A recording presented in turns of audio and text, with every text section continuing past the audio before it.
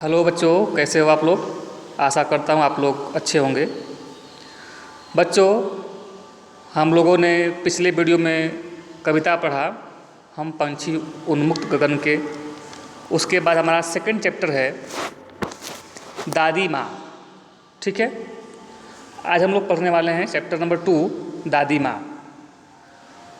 बच्चों, दादी माँ चैप्टर शुरू करने से पहले मेरा आप लोगों से एक सवाल है।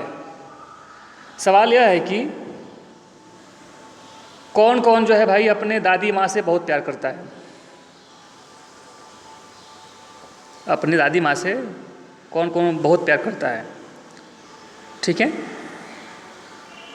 चलिए आप लोग सभी लोग जो है करते हैं और करना भी चाहिए। ठीक है, करना भी चाहिए, क्योंकि अक्सर हम जब किसी कठिनाई में, किसी मुसीबत में जब हम फंसते हैं ना, तो सबसे पहले हमें दादी माँ की ज़रूरत पड़ती है और उन्हीं की याद आती है। जो है हम उन्हीं को याद करते हैं। ठीक है, अक्सर हम लोग सुनते हैं, हमारी पहली रिक्वायरमेंट होती है अपने दादियों से रात के समय उनसे, उनके द्वारा कहानी, कुछ कहानी सुनाओ दादी माँ, बोलते हैं ना। कहीं चोट लगता है तो पहले दादी माँ बताती हैं कि पहले हल्दी लगाओ, ये करो वो करो, यानी घर के नुस्खे, दादी माँ के नुस्खे। आप लोगों ने सुना होगा नाम। तो कुछ ऐसी किताबें भी आती हैं जिसमें दादी माँ के नुस्खे जो है लिखे रहते हैं। यानी हम लोग प्रथम जो होता है हमारा दृष्टया, प्रथम दृष्टया मतलब प्रथम रूप से जो हम लोग जो प्राथमिक रूप से जो क्या करते हैं भाई, अगर हमारे ऊपर कुछ भी होता है तो दादी माँ हमारी फट से आगे आती हैं और बोलती हैं कि इसको ऐसे नहीं ऐसे करो। ठीक है, तो दादी माँ जो होती है ना, हमारे जीवन में बहुत ही महत्वपूर्ण एक स्थान और एक हिस्सा होती हैं। बिना इनके अगर हम चाहें कि अपना जीवन खुशहाल हो, अपना जीवन हम खुशहाल बना लें, तो थोड़ा सा मुश्किल होता है। कैसे, आइए हम लोग समझते हैं कहानी के माध्यम से। बच्चों, कहा जाता है कि ओल्ड इज गोल्ड। आप लोगों ने ये भी कहावत सुना होगा, ओल्ड इज गोल्ड। ठीक है, जितना ओल्ड उतना ही गोल्ड। एक बार की बात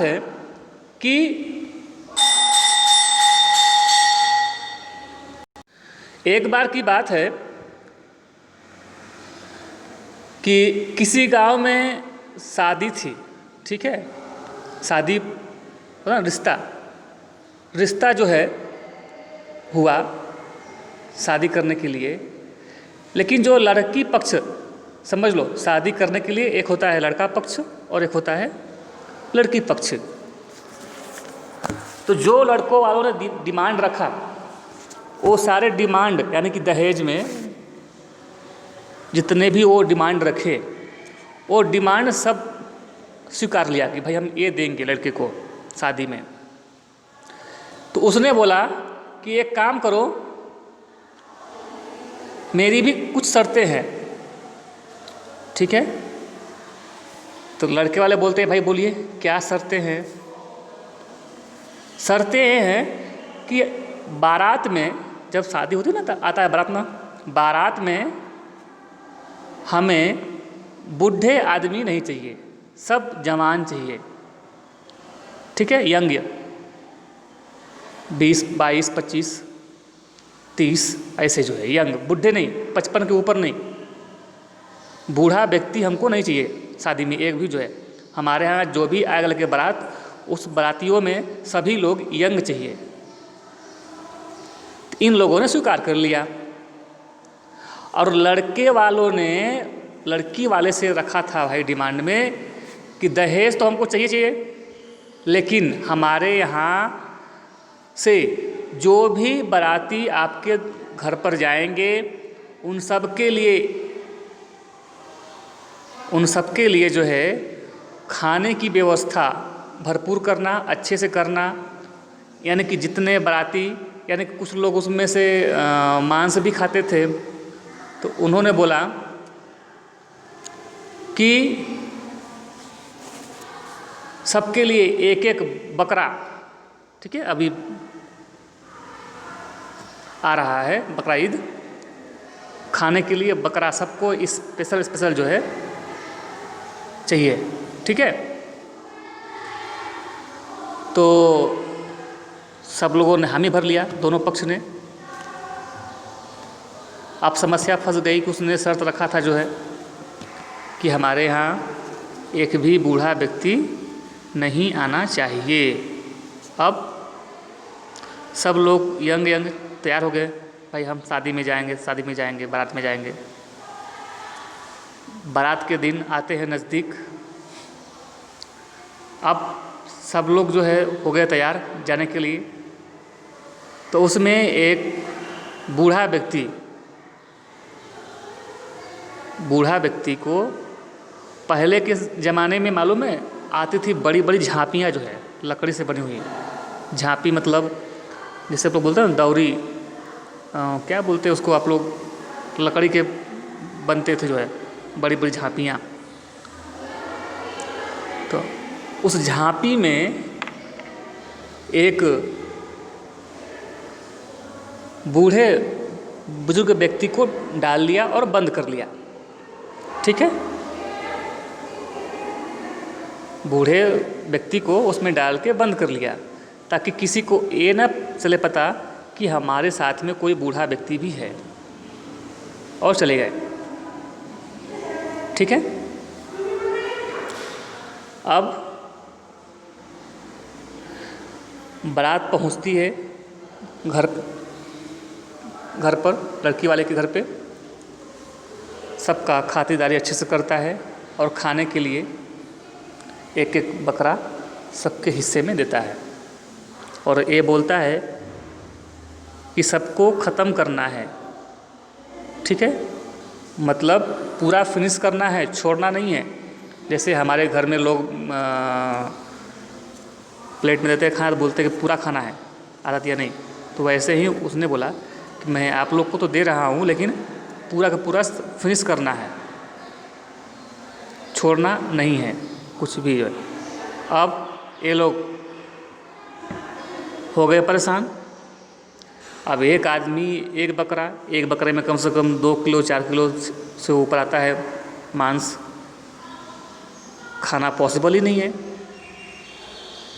अब समस्या ये फंस गई कि अब करे क्या। अब वो कहा था कि अगर नहीं जो खाएगा उसको हम यहाँ से जाने नहीं देंगे और यहीं पे हम लोग पेड़ में बांध के बहुत पीटेंगे, ठीक है। अब लफड़ा फंस गया। अब क्या करें लोग, तो जो झांपी में एक बूढ़े व्यक्ति को लेकर गए थे जो है, तो उससे राय लिया कि क्या किया जाए, ये तो हम लोग फंस गए, ख़त्म नहीं होगा तो मारेगा भी जो है और घर पे भी जाने नहीं देगा, क्या किया जाए। तो वो बूढ़े व्यक्ति ने बताया कि एक काम करो, तुम लोग सभी बकरे के मुंडी काट लो और रख दो एक जगह, और बाकी बॉडी जो है जाके नदी के किनारे नदी में बहा दो, ठीक है। और जो कोई आता है पूछता है तो बोलो कि हम लोग इतना खाए हैं, सबूत के लिए ये मुंडी रखे हुए हैं। वही सब करते हैं, बकरों को काट के मुंडी रख के बाकी पूरी बॉडी जो है नदी में बहा देते हैं। जब घर के लोग आते हैं पूछते हैं सब लोगों ने खा लिया, बोला हाँ सब लोग खा लिया, ये देखिए मुंडी है, आपने जितना हम लोग को बकरा दिया उतना हम लोगों ने खा लिया और ये मुंडी है प्रूफ के रूप में, इसको रखो आप लोग, ठीक है। जब वो देखता है तो सही में जो है कुछ तो था नहीं, केवल मुंडी के अलावा, तो हाँ आप सही है जो है। फिर जो है सभी लोग हंसी खुशी बारात लेकर के वापस घर आए। तो बच्चों, कहीं न कहीं बूढ़े व्यक्ति हमारे जीवन में बहुत ही बड़ा रोल करते हैं, बहुत बड़ा एक रोल निभाते हैं जो है, जो कि कभी कभी हम लोग से भी जो है त्रुटि होती है, हम लोग कर नहीं पाते हैं या दिमाग नहीं जाता है। तो हमारे जीवन में हमारे ग्रैंडफादर्स, ग्रैंडमदर्स, दादा दादी जो है ये बहुत ही रखते हैं मायने। इनके नुस्खे अचूक होते हैं, इनकी राय अचूक होती है, ठीक है। इनकी कहानियाँ हमारे लिए बहुत ही प्रेरणादायक होती है। तो कुछ ऐसी ही कहानी हम लोग यहाँ पर भी अपने चैप्टर में, दादी माँ जो चैप्टर है इसमें हम लोग जो है पढ़ेंगे, ठीक है। तो इसके लिए हम लोग अब बातें करेंगे कि ये स्टोरी में क्या कहानी है। कुछ ऐसी ही कहानी इसमें भी है कि दादी माँ के नुस्खे, दादी माँ के जो है तौर तरीके कैसे करते हैं हैंडल, घर को कैसे चलाते हैं जो है। तो ये सब चीज़ें मतलब रीति रिवाज क्या होता है दादी माँ सिखाती है मम्मी लोग को, ठीक है। हमारे घर में क्या क्या होता है, कैसे कैसे होता है, सब कुछ सिखाती हैं वो। तो हमारे तो सबसे बड़ी टीचर तो होती हैं दादी माँ जो है घर की। हम लोग उन्हीं को आजकल इग्नोर कर रहे हैं। आज जो ये परिवार भाग रहा है एकाकी रूप में, एकांत अकेला परिवार हो रहा है, विघटन जो है परिवार टूट रहा है, ये हम लोग सबसे बड़ी गलती कर रहे हैं।